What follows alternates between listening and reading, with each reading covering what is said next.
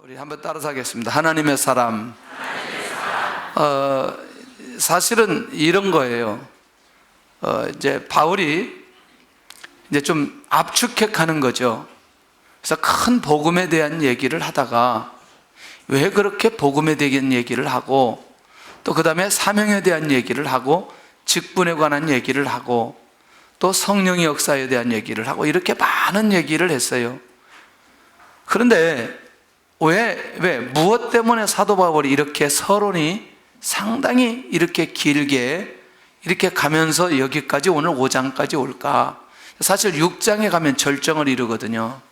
그러니까 우리가 성경을 볼 때도, 설교를 들을 때도, 예를 들어서 에베소서 1장에서 6장까지 전체를 다 들어야, 빌립보서 1장에서 4장까지 다 들어야 전체 내용을 이해하고 그 안에 핵심적인 것들을 발견할 수 있는 거거든요. 그러니까 그렇지, 이 말씀을 다 들어야, 이 말씀을 다 이해를 해야 우리가 영적으로 완성된 모습으로 살아갈 수 있지. 근데 우리가 부분적으로 계속 지금까지 계속 복음에 대한 얘기를 하면, 아니 왜 바울 사도는 똑같은 얘기를 할까? 에베소에서도 그렇고 갈라디아서도 그렇고 빌립보에서도 그렇고. 그런데 진짜 바울이 하고 싶은 말은 뒤쪽에 있는 거죠. 그러니까 복음으로 기본기를 잘 닦아놓고 그 다음에 그 배경 위에 어떻게 살아가야 될 것인가는 뒤쪽에, 지금 진짜 중요한 갈라디아 교회나 또는 에베소 교회나 빌립보 교회나 진짜 중요하게 얘기하고 싶은 건 뒤쪽에 그걸 어떻게 살아내야 될 거냐, 이런 것들을 얘기하고 있는 걸 보게 됩니다. 근데 복음의 기초가 튼튼하지 않으면 이 얘기를 받아낼 수가 없다는 거예요. 자, 그런 면에서 우리가 오늘 내용이 상당히 중요하다는 거죠. 지난주 했던 내용과 중복되는 것 같지만 그러나 새롭게 접근되어지는 걸 보게 됩니다. 자, 에베소 교회를 향한 이 바울의 사랑이 굉장히 중요하죠. 지금 했던 거 제가 이제 빨리 4장까지 있는 내용을 정리를 할 테니까 자꾸 기억하거나 암기하려고 하지 말고 고개만 끄덕이면 됩니다. 할렐루야.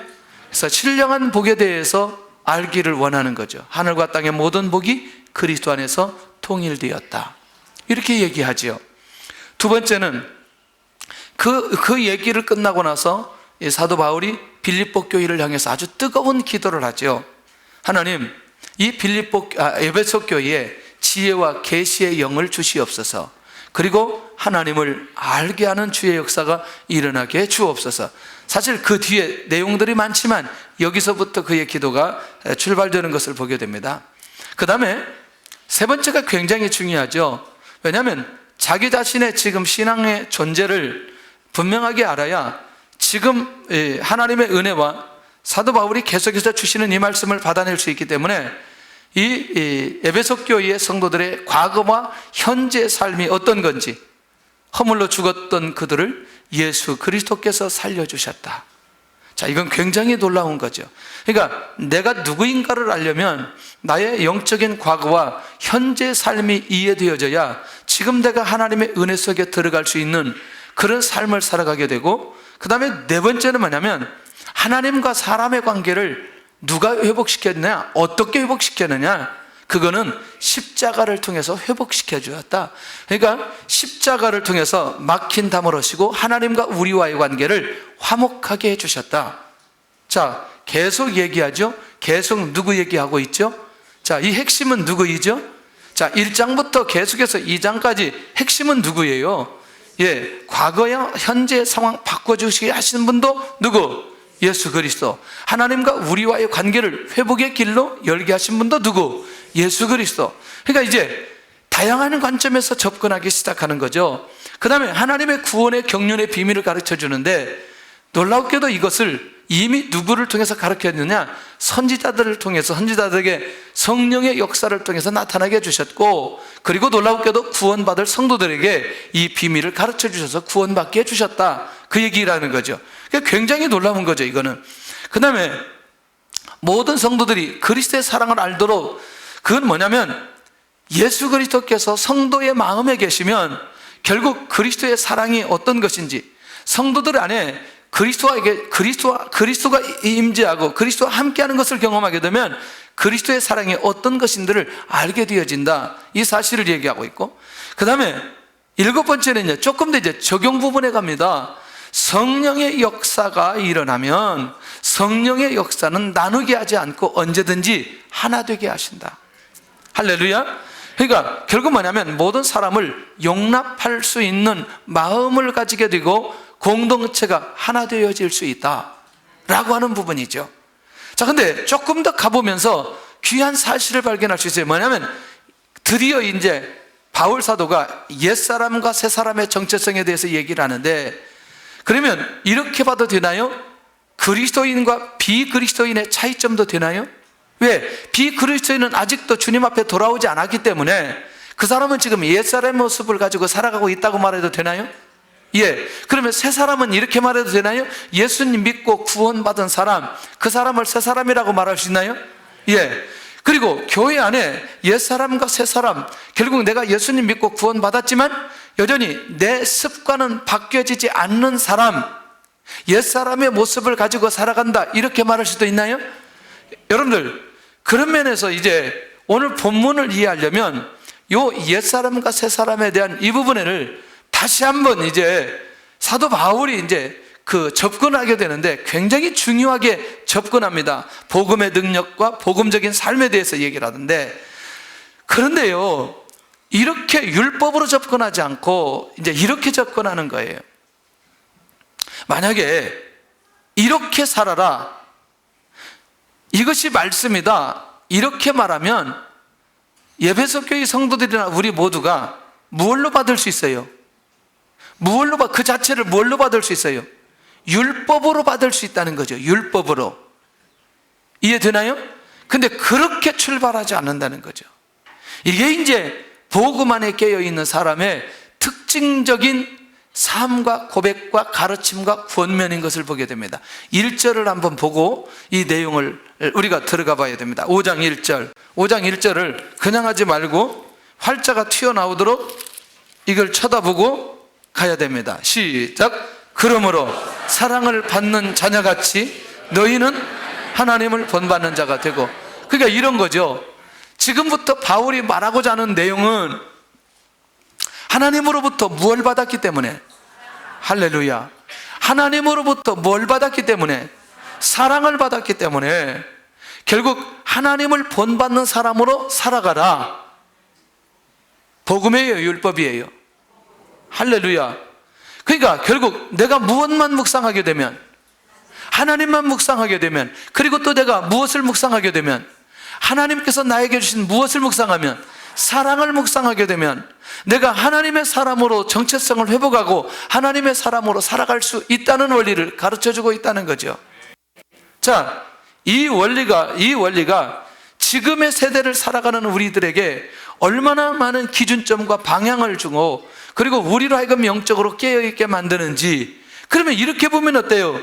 내가 그러면 지금 사도 바울이 계속해서 이제 구체적인 삶을 디테일하게 얘기하는데, 그게 내 안에 다가오지 않을 때는 뭐가 문제 있느냐? 내가 하나님을 바라보지 않았든지, 내가 하나님의 사랑을 묵상하지 않았든지, 내가 하나님을 본받으려고 하지 않았든지, 그렇게 되면 그런 삶을 살아내기가 어렵다는 얘기죠.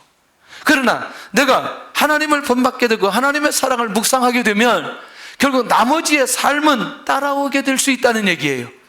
그런 관점에서 우리가 오늘 말씀을 받으면 굉장히 이해가 될 거라는 거죠. 하나님의 사랑받는 자녀라는 거, 이게 뭐냐면 하나님을 본받아야 될 이유라는 거죠. 그러니까 이거죠. 우리의 자력으로 이런 삶을 살아라, 이런 게 아니라 우리가 하나님을 본받게 되어지면 이런 삶을 이렇게 살아갈 수 있다, 이 말이에요. 할렐루야.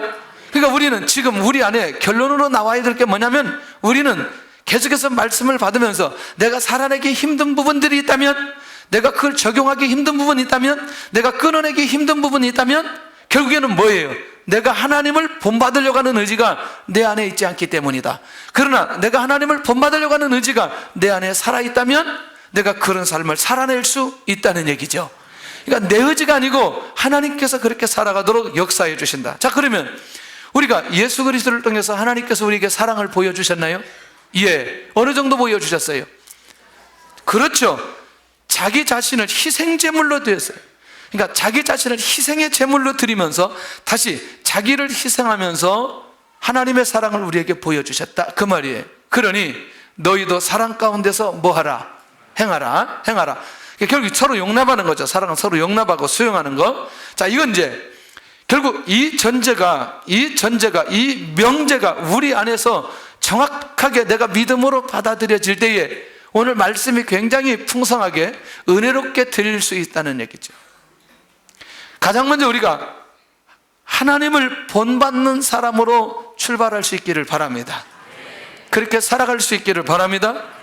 자, 그러면 나머지는 쉽게 갈 수 있어요. 삶은 아주 쉽게 갈 수 있어요. 할렐루야. 재밌게 갈 수 있다는 거죠. 그렇다면 내가 이제 하나님을 본받고 그렇게 하나님의 사랑 안에 거하고 그렇게 인도를 받아가게 된다면 하나님의 사람이 당연히 버려야 될 것이 구분되어 나타날 수 있다는 거죠. 음행과 온갖 더러운 것을 버려라. 여러분들 지난 주간에 이 얘기 나왔어요, 안 나왔어요? 근데 이게 뭐냐면 옛 사람들이 가지고 있는 그것들이 계속해서 남아있을 때에 이것들을 버려야 되는데 이것들을 끊어내고 버릴 수 있는 방법이 뭐냐면 하나님을 본받게 되어지면 하나님의 사람이 버릴 것이 눈에 띄어지고 그리고 버릴 수 있는 힘이 생긴다는 거죠. 이건 뭐냐면 음행과 온갖 더러운 것을 버리라. 마음으로부터 출발되어져서 행동으로까지 이어졌던 음행과 온갖 더러운 것들, 다시 말하면 마음에 있는 것들을 정결하고 정리하도록 하는 일에 집중하라. 할렐루야. 굉장히 놀라운 겁니다. 너무너무 놀라운 거예요. 조금 더 가볼게요. 탐욕은 그 이름조차 부르지 말아라. 다시 말해 현재 삶의 진정한 만족을 누리고 있는가? 탐욕의 배후에 누가 있다? 사단이 있음을 기억하라. 조금 우리 학생들이 있어서 조금 더 적나라하게 좀 얘기를 하고 싶은데 여기 더러운 것, 탐욕, 지난주도 그런 얘기했어요. 이거 전부 다 이교도들이 가지고 있는 성적인 타락의 모습들이라고 하는 걸 이거 철저히 놓치지 않아야 된다. 여러분들이요, 조금 더 이거를 좀 가보면 동성연애의 배후가 무엇인지를 좀 이해할 필요가 있어요. 진화론에 근거한 부분도 있고요, 이게 조금 더 가보면 공산주의에서 나오는 부분도 있고요, 이런 부분들을 우리가 좀 깊숙하게 들어가 보면 우리의 이성을 완전히 마비시켜서 그것들을 정당화시키면서 그것이 어쩌면 건강한 사회에 들어와서 우리로 하여금 건강하게 살아가지 못하도록 하는 이런 생각들, 이런 의식들이 우리 안에 치고 들어오는 순간부터, 우리가 허용하는 순간부터, 생각으로 마음으로 허용하는 순간부터 우리도 모르게 판단의 기준점이 무너져 버리고, 그리고 우리도 모르게 그렇게 속아버리고 그렇게 가버릴 수 있는 가능성이 매우 많이 있다는 거 기억하셔야 된다는. 할렐루야.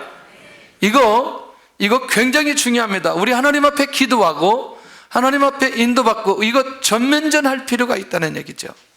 지금 이제 갈수록 더 이 문제가 앞으로 더 나올 건데 왜 이런 문제가 이렇게 나왔는지 아마 앞으로 조금 정리를 하면서 가야 되는데 철저하게 우리는 이 부분에 대해서 분별력을 가지고 하나님의 인도 받아가 볼 필요가 있다는 얘기죠. 누추함이나 어리석은 말이나 희롱의 말은 거절하라. 뭐냐면 누추함이 뭐냐면 속되고 더러운 말이고, 희롱의 말은 상스러운 농담이나 독설을 의미하는 말이고, 어리석은 말은 바보같이 중얼거리고 분별 없이 하는 말이라. 자, 그러니까 이런 말들을 거절하라? 거절하지 말아라? 거절하라. 다른 사람이 하는데도 하지 못하게 하고 우리도 이 말을 하라 하지 말아라. 그러니까 이건 하나님의 사람이 버려야 될 것들이라는 거죠. 할렐루야.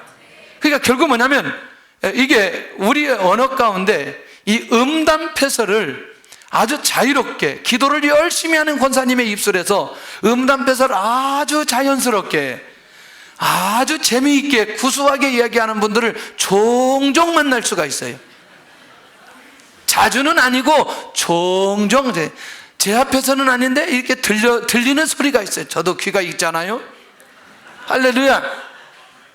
혹시라도 지금까지 그런 소리로 편안하게 대화를 하고 좌중을 주목하게 만든 분이 있다면 회개하시고 끊어버리시기를 바랍니다. 그래도 지금 아멘 하신 분들은 확실하게 끊을 수 있는 힘이 생기는 거예요. 아닌 척 숨기는 분들은 그 무서운 사람이에요. 그 사람 언제 또 할 수 있는 가능성이 있는 거죠. 고백하면 괜찮아요, 그것만. 지금까지. 그런데 자, 이런 부분들이 무엇인지 잘 살펴볼 필요가 있다. 우리 중고등부 학생들 할렐루야. 뭘 하면 했어? 뭘 하면 했어? 뭐 하면 했어 지금? 응? 이런 말 하지 마라 그 말이에요. 응? 자, 이런 얘기를 이 아이들이 지금 들으니 얼마나 감사해요. 얼마나 감사해요. 그러니까 항상 어떤 말을 하라? 감사는 말아. 이게 그리스도인의 언어의 최상의 말은 감사라는 거죠. 할렐루야. 그러면 이 감사가 율법이나 의무적으로 나오나요? 아니면 내가 누구를 바라보면, 하나님을 바라보고 하나님을 본받고 하나님의 사랑을 경험하면 우리 안에 감사의 고백이 나올 수 있나요? 나올 수 있는 거죠. 여러분, 오늘 이 밤에 이 예배 자리에 나온 것만 해도 얼마나 우리가 감사하고, 우리가 이 자리에 집중하면서 하나님의 은혜 속에 들어가는 것도 얼마나 감사한지 보통 중요한 게 아니에요. 자, 조금 더 가보면서 하나님의 사람이 버려야 될 것들이 뭐냐, 자, 이런 것들을 우리가 정리해보고, 그러면요, 이 말은 충격적으로 받아야 된다는 거예요. 여러분들, 목숨 걸고 이거는 받아야 된다. 뭐냐? 하나님 나라에서 기업을 얻지 못한 자들이 누구인가를 오늘 본문에 명확하게 밝힌다는 거죠. 하나님 나라에서 무엇을 얻지 못하는 자들? 기업을 얻지 못한 자를. 자, 누구냐면 음행하는 자나 더러운 자에게 주어진 결과, 이건 무질서한 이성관계에서 빠져나오지 못한 자, 탐하는 자, 우상 숭배하는 자, 결과 타인을 해롭게 하면서까지 자기의 욕구를 채우는 자, 이런 사람들은 하나님의 나라에서 무엇을? 기업을 얻지 못한다. 꼭 기억하시기를 바랍니다. 이걸 율법적으로 듣지 말고, 여러분들, 하나님을 본받는 사람은 하나님의 나라를 기업으로 얻을까요? 못 얻을까요? 얻게 되어지죠.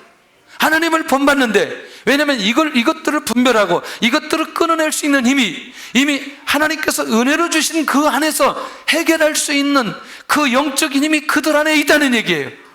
그러나 하나님을 본받으려고 하는 의지가 우리 안에 있지 않을 때는 놀라웠게도 이것을 끊어낼 수 있는 힘이 있지 않게 되어진다는 거죠.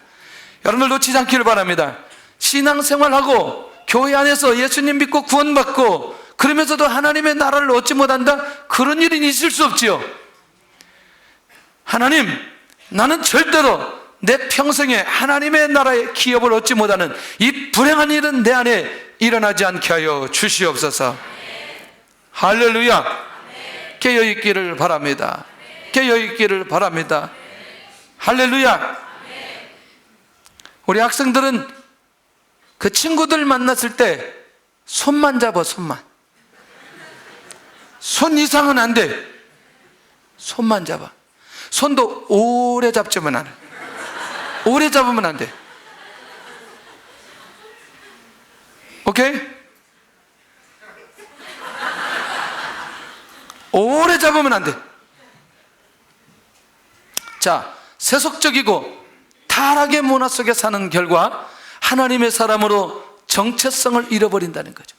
결국 기업을 얻지 못하는 자들의 특징은 뭐냐면, 이게 뭔지, 그러니까 이것이 지금 좋은 것처럼 느껴지고 그렇게 재미있는 것처럼 느껴지지만 결국 그 결과는 하나님의 나라 기업을 얻지 못하는 것으로 결과가 떨어진다는 거예요. 자, 이런 사람은 내가 하나님의 사람임에도 불구하고 정체성을 잃어버린다. 그러나 끊임없이 하나님 앞에 기도하는 자가 그 배후에 있다면 어거스틴이 하나님 앞에 돌아오는 것처럼 하나님 앞에 돌아오는 사람들이 있을 수 있다는 얘기죠. 그래서 우리는 끊임없이 하나님 앞에 기도하고 엎드려야 된다는 거죠. 영혼 하나를 하나님의 보호하심 속에, 하나님의 인도하심 속에, 하나님은 그의 길을 하나님이 지키시고 보호하여 주시고, 하나님 필요 없는 만난 제거해 주시고 하나님의 인도만 있는 그런 삶이 되도록 하나님 지켜 주시옵소서. 그런 면에서 우리는 사람을 놓고 기도하는 것이 어쩌면 우리 기도의 전부여야 돼. 하나님의 나라를 이루는 것도 결국 사람을 통해서 이루어지는 거 아닌가요? 그러니까 결국 궁극적으로 사람을 통해서 기도의 응답을 받는 사람들은 이 비밀이 무엇인지 정확하게 발견할 수 있고, 결국 하나님께서 아브라함이나 이삭이나 야곱이나 요셉 족장들에게도 끊임없이 뭐냐? 후손에 대한 언약을 절대로 놓치지 않는데, 그게 뭐냐면 사람에 대한, 사람을 통해서 이루어지는 그 언약을 놓치지 않게 만들어 주시는 것을 보게 된다는 거예요. 보세요. 자, 르우벤이 무너졌지만 하나님께서 하나님의 언약을 일으켜 갈 수 있는 누구는 붙들어 주세요? 요셉은 지켜주시잖아요. 이해되나요? 예. 하나님께서 왜 아브라함, 이삭, 그 다음에 야곱, 요셉 이렇게 이어지는지 원리를 이해할 필요가 있어야 된다는 얘기죠. 그러니까 르우벤이 받아야 될 장자의 축복을 누가 받게 되어져요? 요셉이 받게 되어지는 거예요. 장자의 축복은 두몫이에요. 두몫. 할렐루야. 이걸 놓치지 않아야 된다는 거죠. 장자가 아님에도 불구하고 누구를? 요셉을 하나님의 사람으로 정체성을 잃어버리지 않을 때 하나님께서 약속한 모든 것들을 그 시대와 후대의 시대까지 허락해 주시는 것을 보게 되더라는 거예요. 깨어있기를 바랍니다. 깨어있기를 바랍니다. 하나님의 나라에서 기업을 얻는 하나님의 백성들이 우리 안에서 일어나야 될 필요가 있다는 거죠. 이게 복음 안에 깨어있는 사람들에게 주시는 놀라운 비밀과 하나님의 역사인 것을 보게 되는데, 하나님의 자녀들이 깨어있어야 된다. 자, 하나님의 자녀들아 깨어있으라. 누구든지 헛된 말로 너희를 속이지 못하게 하라. 뭐냐면 쾌락 중심은 결국 영적인 분별력을 잃게 만들어버립니다. 맞나요? 그러나 내가 영적으로 깨어있으면 사람들이 나를 속이려고 할 때 이것을 분별할 수 있는 분별력이 생길까요? 생기지 않을까요? 할렐루야, 생기게 되어지죠. 그러니 내가 영적으로 깨어있어 하나님 중심으로 가면 누구도 우리를 속이려고 하는 사람이 우리 앞에 나타날 수가 없다는 얘기죠. 깨어있기를 바랍니다. 자, 깨어있는다는 말이 계속해서 하나님을 본받는다는 것과 직결된다는 것 기억하시기를 바랍니다. 할렐루야. 보통 중요한 게 아니에요. 자, 세속적인 사람들과 함께 하지 말아라. 자신의 목적과 방향이 없는 사람에게 언제든지 세속적인 사람은 우리에게 찾아와 우리를 유혹하게 되는 걸 보게 된다는 거예요. 맞나요, 이 말? 목적과 방향이 분명하게 서 있는 사람은 세속적인 사람이 아무리 유혹해도 절대로 넘어가지 않는다는 얘기죠. 절대로 흔들리지 않는다는 얘기죠. 아멘. 그러니 우리가 깨어있으면 세속적인 사람들이 우리에게 도전할 수 없다는 얘기죠. 왜? 이미 하나님께서 우리를 지키고 우리를 보호하시고 우리가 원하는 삶이 무엇인지 방향을 정하고 가기 때문에 그 부분에 절대로 흔들리지 않는다는 얘기예요. 요즘에 제가 정말 감사하게 생각한 게 있어요. 우리 지금 양육하는 분들이 곳곳마다 매일 양육을 합니다. 제가 이렇게 얘기했습니다. 내가 한번 양육 동반자와 양육하기로 작정을 했어요. 특별한 상황이 아닌 이상 설령 담임 목사가 얘기해도 그 시간을 번복하지 않았으면 좋겠다. 어때요? 제가 하는 말 이해되나요? 왜? 양육자와 동반자가 너무너무 중요한 약속을 했잖아요. 그 시간은 이미 한 주 전부터 아니면 그 전부터 약속을 했는데, 이건 약속을 했다는 건 이미 내가 양육받기로 하고 양육하기로 하고 이미 분명한 목적과 방향이 결정되었어요. 근데 이 목적과 방향이 서로 결정되지 않으면 어떻게 돼요? 그 시간은 깨어지게 된다는 거예요. 근데 요즘에 보니까 다 우리 사역자들이나 양육하는 분들이나 동반하는 분들이 이 시간들을 지키려고 굉장히 애를 많이 쓰고 있어요. 그 다음에 순모임을 하려고 이런 부분들을 굉장히 시간을 지키려고 애를 쓰고 있는 모습을 보면서 조금씩 우리 안에도 정착되어 가고 있다는 것을 느끼게 됩니다. 할렐루야. 그러니 하나님, 어떤 경우라도 내가 사는 목적과 삶의 방향을 절대로 놓치지 않게 하여 주시옵소서. 아멘. 굉장히 귀하다. 히어로 캠프에 갔는데 저 위에서 콘도에서 내려서 강당으로 가는데 저쪽에 명찰을 딱 달고 불을 딱 떼는데 누구 보든지 말든지 딱, 이게요 옛날 같았으면 제가 쫓아갔거든요. 네. 어떤 사람은 어디선지 제가 모르겠어요. 어디서 교회에서 뭐 일하는데 갑자기 일하는 분이 막 교회에서 그래서 여기 그러시면 안 된다고 그랬더니 딱 정리하더라고요. 제가 갔었어요. 그런데 우리끼리 무슨 얘기 했냐면 첫날 봤더니 350명 이놈들이 전부 다 불신자처럼 보이더라고요. 근데 제 마음속에 무슨 생각이 드냐면 이 아이들이 비록 저런 모습으로 서 있지만 지금 어디에 왔어요? 거룩한 공동체에 은혜 받으려고 왔기 때문에 저 아이들이 반드시 내면적 변화가 일어나고 하나님의 역사가 일어나게 될 거다, 그런 마음의 확신이 드는 거죠. 그래서 그 밤에 기도하고 이제 딱 같이 기도하는데 얘들에는 별로 그렇게 열심히 안 할 것 같았어요. 그런데 아침에 앞에 쭉 아이들이 나와서 기도하는데 이들이 막 방언이 터지고 또 막 뒤로 넘어가기도 하고 막 재밌는 일이 막 울기도 하고 막, 그렇구나. 결국 뭐냐면 아직 내 모습은 세속적이지만 내가 이 거룩한 공동체에 들어와서 함께하게 될 때에 내 가지고 있었던 세속적인 문화가 끊어질 수 있구나. 할렐루야. 우리에게 그런 영적인 힘이 있기를 바랍니다. 아멘. 그러니 우리의 자신이 누가 봐도 하나님을 향하고 하나님의 뜻대로 살고 하나님의 인도 받으려고 하는 목적과 방향이 명확하게 서 있으면 결국 함께 할 수 있는 사람들이 나오게 되어지고, 그리고 세속적인 사람들을 구분하면서 그걸 정리할 수 있는 힘이 생기게 된다는 것이죠. 할렐루야. 할렐루야. 할렐루야. 할렐루야. 이제 아들이 이제 이렇게 하다 대학교 가면은 어디 가서 이제 신입생활행위 한다고 가가지고 열심히 막 뛰다가 자기도 모르게 넘어지거나 이런 일은 없을 것 같아요. 절대로 우리 아이들은 그 안에서 딱 자리를 지키면서 나는 콜라를 마셔도 얼마든지 너희들과 내가 놀 수 있다, 이 확실한 자존감을 가지고. 왜냐면 콜라를 들고 있어야 양준지 뭔지 잘 모르기 때문에. 우리 아이들이 날 그렇게 잘할 줄로 믿어요. 아멘을 왜 이쪽에서 하는 거예요? 이쪽에서 해야지 지금. 이제 기대가 있는 거죠. 기대가. 불순종의 아들들과 함께 할 때 어떤 결과가 그러냐? 하나님의 진노가 임하는 대상이 된다. 다시 말하면 불순종의 아들은 오늘 5장 6절에 바울이 복음주의자예요. 복음을 증거하고 하나님의 사랑을 얘기하는 사람이에요. 그런데 불순종의 아들들에게는 뭐가 임한다? 하나님의 진노가 임한다. 꼭 기억하시기를 바랍니다. 회개 때까지 기다리십니다. 그러나 그래도 불순종 가운데 있을 때에 하나님의 진노가 있다는 사실을 바울 사도가 명확하게 밝혀놓고 있는 걸 보게 된다는 거죠. 자, 그러면서 이제 왜 깨어 있어야 되는지, 내가 깨어 있음으로 어떤 역사가 일어나야 되는지 여러분들 놓치지 않기를 바랍니다. 할렐루야. 자, 우리 모두는 깨어 있어야 됩니다. 나의 주변은 어떤 사람이 서 있는가? 아멘.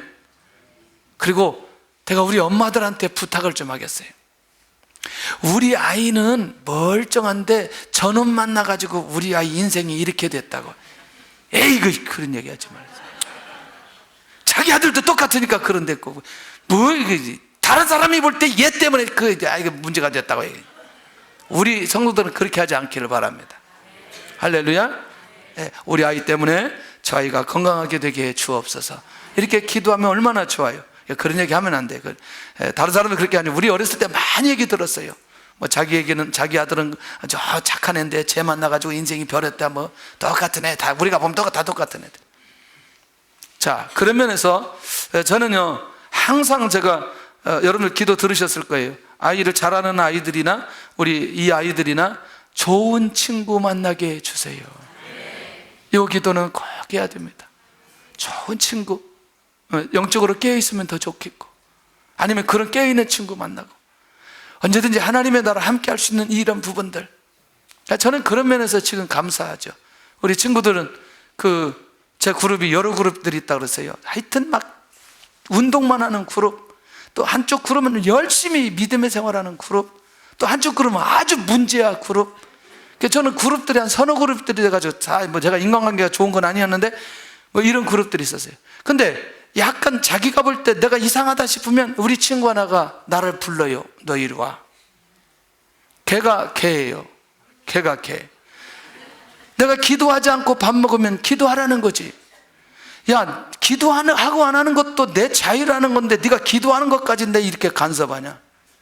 걔가 목사 되어야 돼. 걔가 목사. 근데 걔가 목사 안 되고 내가 목사 됐는데, 얼마나 전에도 만나서 그랬어요. 네가 목사 돼야 되는데 내가 목사 되고 그랬다.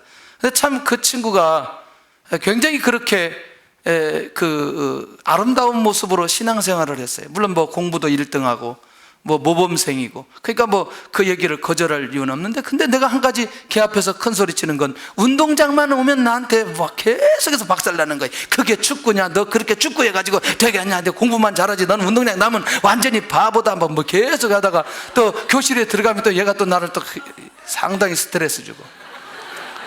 그래도 아주 이 좋은 관계들이 있어서 정말 감사했어요. 예.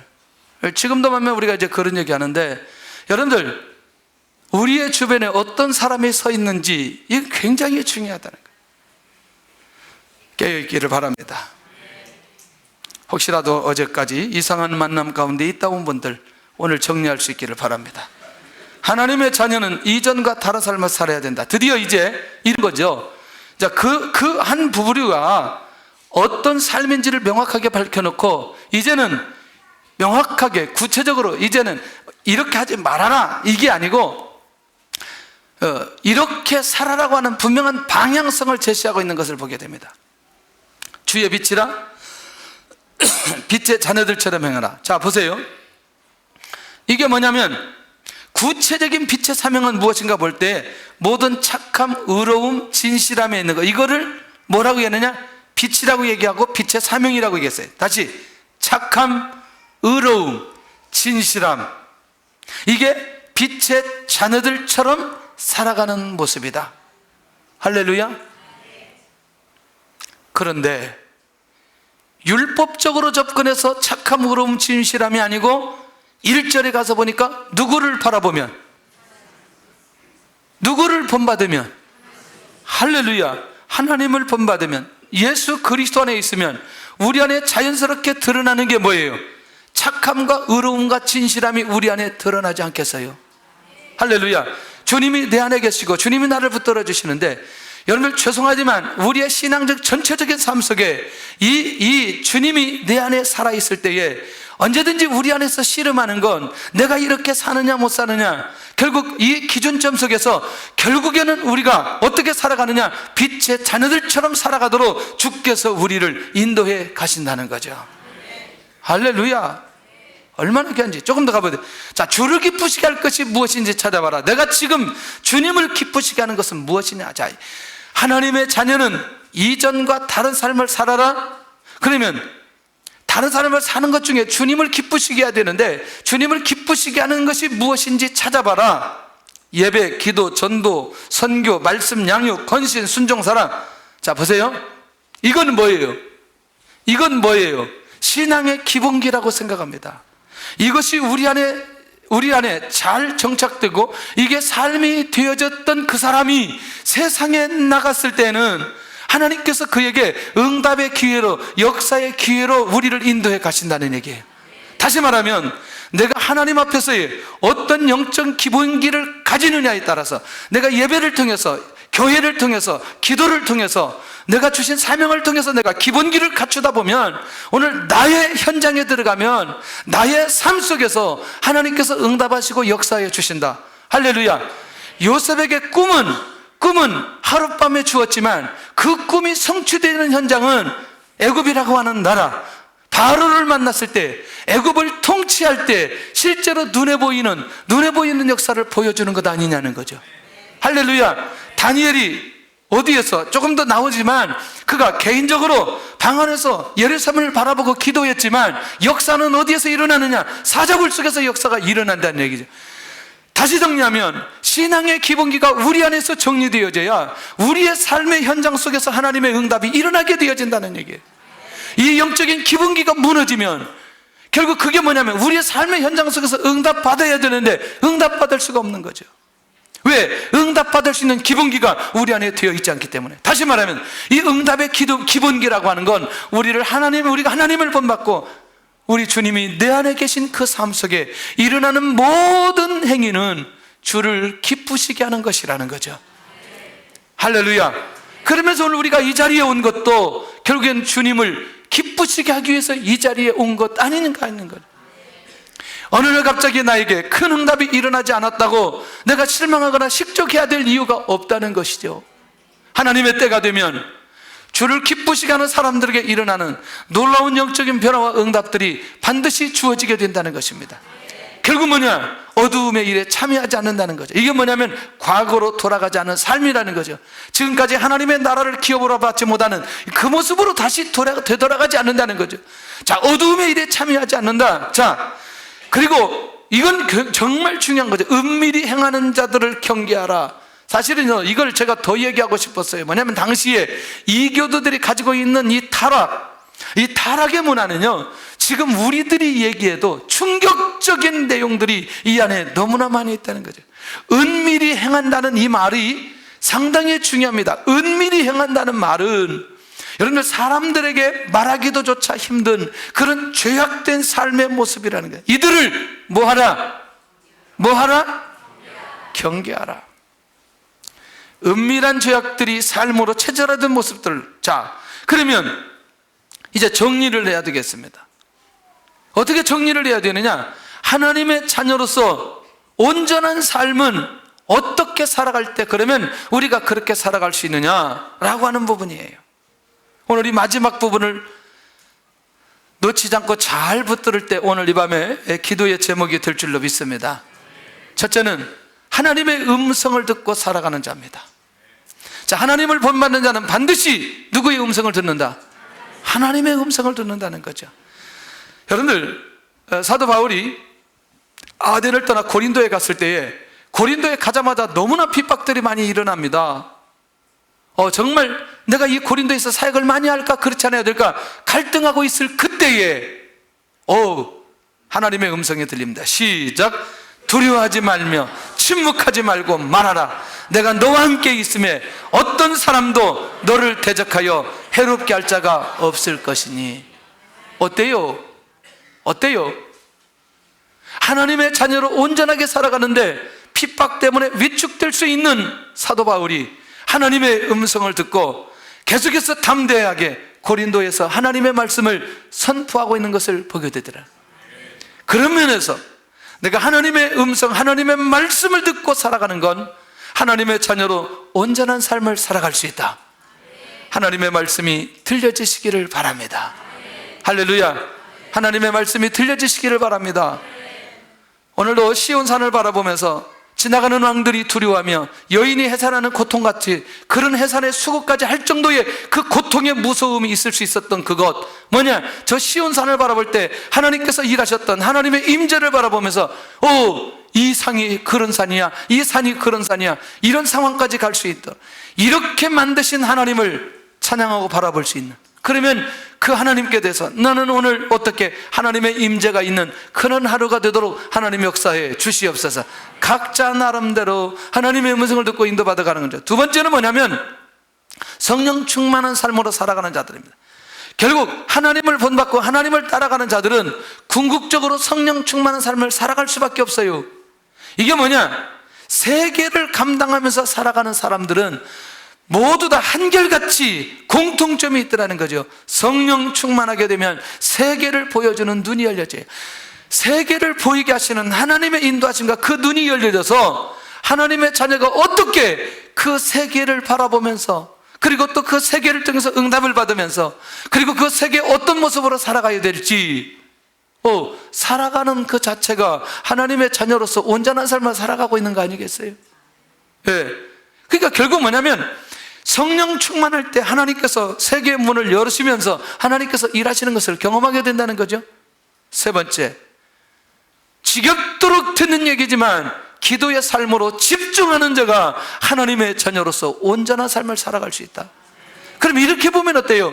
하나님을 본받고 그리스도 안에 있으려고 하는 사람들은 공식적으로 기본의 공식이 기도의 삶에 따라오는 거 아니겠어요? 네. 이 기도가 어느 때는 내가 기도한 기도의 제목을 가지고 기도할 때도 있지만 중요한 건요, 내가 기도하는 시간이 주님과 깊은 교제 때문에 더 많은 은혜 속에 들어가는 그것 때문에 기도의 시간을 가진 여기까지 우리가 이르게 되어지면 기도 자체가 지루하지 않는다는 거예요. 김호섭 집사님 다 끝나가요. 이제 다 끝나가.